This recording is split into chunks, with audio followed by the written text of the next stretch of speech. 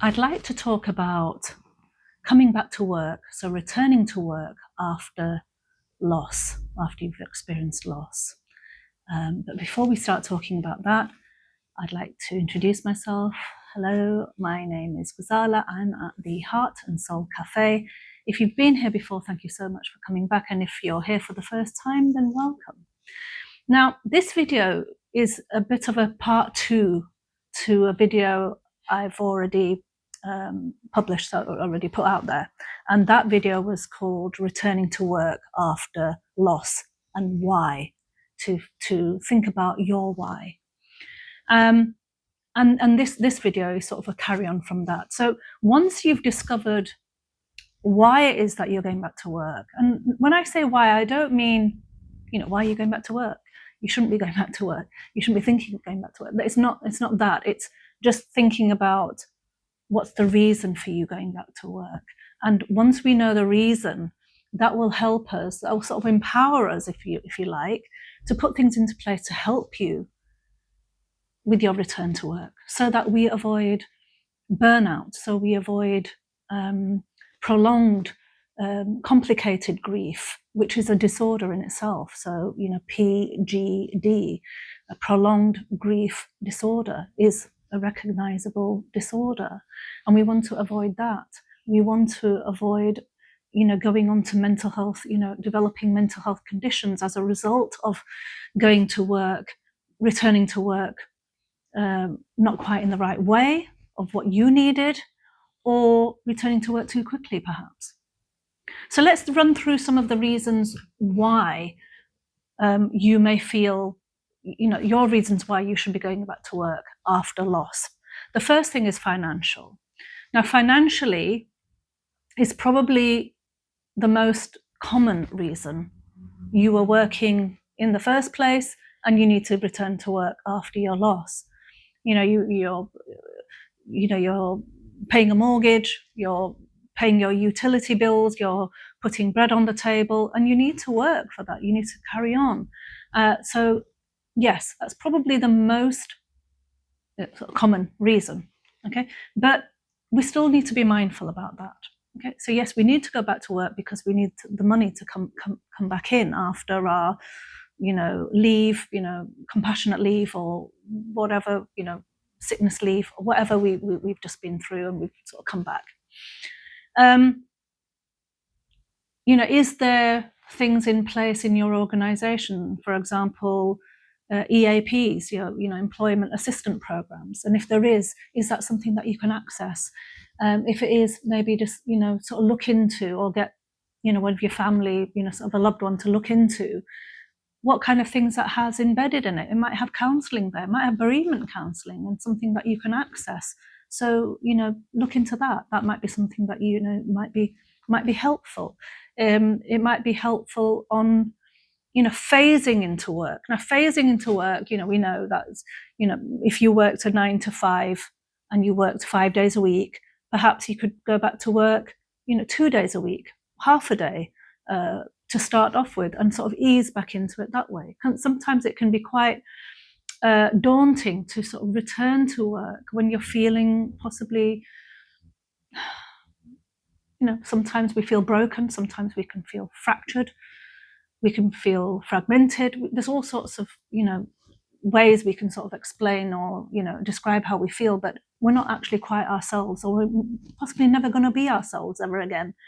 So it's being mindful about that. And sometimes it can be, I've had people sort of describing or explaining to me that when they first went back to work, they got a colleague, someone who they trusted and felt comfortable with, to meet them outside.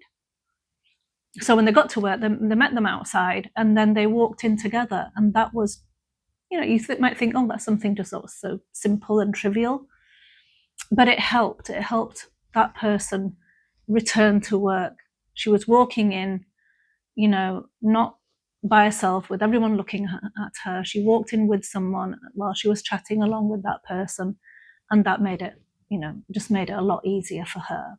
Now, again, you might think it's something quite trivial, yes, but it helped her. So it could be something quite simple as that.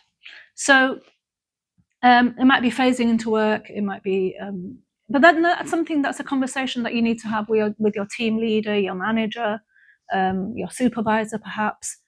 And for that to happen, you need to maybe put yourself a little bit out there and share what you're experiencing and how you're feeling. It's a bit of self advocacy.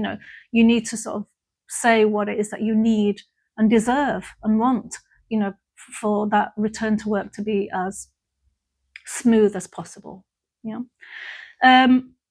Dysfunction, if it's sorry, not dysfunction, if it's the reason why you're returning to work, if it's for distraction or escape, then we need to sort of look at that as well.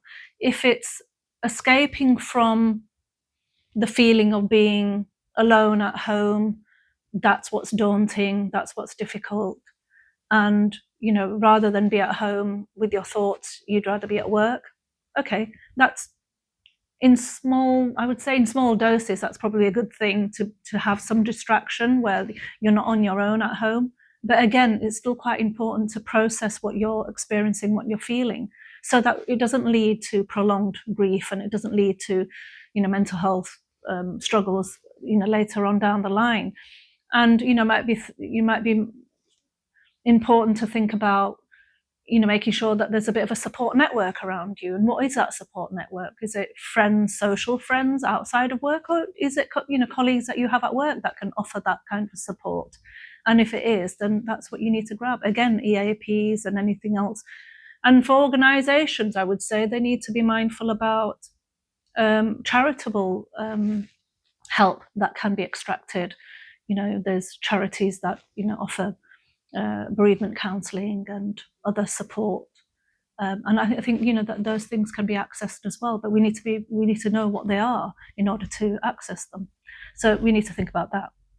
Is it that you're returning to work, to get some kind of structure back in your life and some kind of routine? Again, routine is a good thing to sort of help you back in to the sort of normality of life, if you like. You might not want to use that word, but I can't think of another one right now. But so to bring some maybe predictability, where you feel the rest of your life is quite, you're just not sure on what's going on and what the future is going to bring, and you don't want to look too far into the future because it's too painful. So let's just think about now. Let's just think, okay, if I go back to work, then I've got some sort of structure in my day and routine and predictability, and I know what to expect. And when it comes to everything else, I'm really not sure. So let's put this in place. So that might be a help, and that might be something that you need. Again, is it 9 to 5, 5 days a week? Is that the way you want to go into it, or would it be helpful to sort of phase into it? Again, those are conversations that you can have again with managers, group, team leaders and supervisors, etc. But they need to be aware of that. Another reason I actually added in the video about returning to work and why was, does your role play a large role in your identity of who you are? When we lose someone, we can sometimes have this depersonalization sensation where we, go out of our own body and we don't really know who we are. We can't recognize ourselves. And I talk about that very much, because I felt that the Ghazala, I was familiar with was left at the park. And, the Ghazala that came back, I had to rediscover who she was. It was very, very, very impactful for me. And it was very, it was something that I couldn't just ignore. I had to deal with. So if your role is something that is linked with your identity, for example, you're a nurse, you're in the police force, or you're a police officer, and your uniform or your uniform and your role goes with, really is a big part of your identity, is that the reason why you need to go back to work and feel that you can find yourself again? If that's the case, then that's a good thing. As long as you're mindful about it and it's a healthy transition, then I think that's a good thing.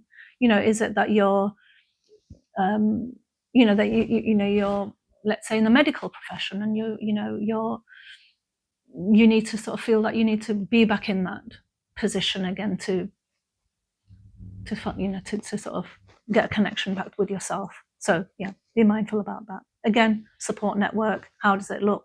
How is it going to work? Is it going to be a phase back in, or full time back in? Just jump straight back in. What's that going to look like, and what is it that you need, and you can maybe put into place before returning to work, and that's important. Is it external pressure? So is it pressure from family, from your spouse, is it pressure to come back to work from your manager, supervisor, co-workers perhaps? Do you feel pressurized? And if you're feeling pressurized, is that a good thing on top of everything else that you're feeling, on top of grief symptoms that you're experiencing? To feel pressured into coming back to work isn't always such a good thing. And that's maybe a conversation that you can have yourself with your workplace, or a loved one can have that conversation in your on your behalf, perhaps. That we just need to be a little bit mindful about that, so that return to work is as smooth as possible. Is it that it's more of an internal pressure? Is it that you're saying to yourself, get a grip, come on, you have to be strong here, and you need to, get back to work, to move on, and is it that, and is it that internal pressure overriding any symptoms that you are actually experiencing? Meaning, are you sort of like lying to yourself? That in the long run could be detrimental to your mental health, your physical health. Again, we've talked about prolonged and complicated grief, and a PGD, prolonged grief disorder. We don't want things to lead to that. We don't want mental health conditions to sort of crop up as a result of, you feeling that you just, you must just go on and move on and, be strong. And it's not always, strength isn't always just jumping into roles and jumping into functionality. It's not about that. Sometimes strength is you having the strength and the courage to say, this is what I need right now. Because in the long run, that's you need to address things. So again, be mindful about that. Make sure that you put things in place that are going to help. If it's that the support that you feel you need is at work and it's not at home, you feel that, I don't want to burden my family. They're too close to it. They're grieving themselves. They've got their own, things going on, and I don't want to burden them. So going to work, I know I've got things in place there, which might be a good thing. It might be that you've got co-workers that are really understanding, that have your back, that, you might be lucky enough to have colleagues and friends at work that say, if you want us to be there while you cry, we'll be there, whether that's probably out of work hours, but, it's just those little things that you might need for others to just say. And they're not there saying all the wrong things to you or trying to say something when they don't know what to say. It's those friends, isn't it, and colleagues that are honest and say, I don't know what to say, but I'm here. And it's okay for you to cry. And if that's what we're doing, if we're acknowledging the wound, then, if you don't want to be on your own acknowledging the wound, then, I'm here. And allow that to happen. I think that's important. If it's that, and you're lucky enough to have that at work with your colleagues and friends, then I would take that. Absolutely. Is it guilt? Is it that you're in the medical profession, or you're in care, and you have residents that you feel that you're letting down if you're not going back, or you've got patients that you feel that you're letting down if you don't go back to work, or that you're feeling guilty about your colleagues and your co-workers that that they have more pressure on them because you're not at work, is the guilt. So if it is guilt, then that's not helpful. That's not helpful, feeling guilt on top of feeling grief symptoms. Again, it's having that conversation with people that you feel that you are maybe letting down, and they might not be feeling that. It might be a simple conversation where you share how you are feeling, and they say, "Oh, that didn't enter my mind once. That you've not come to work and you've let us down, and you should be feeling guilty about that. Didn't come into my mind even once." And that would sort of reassure you and sort of make you feel better. I mean, because you don't want to be carrying guilt if you don't need to be carrying it.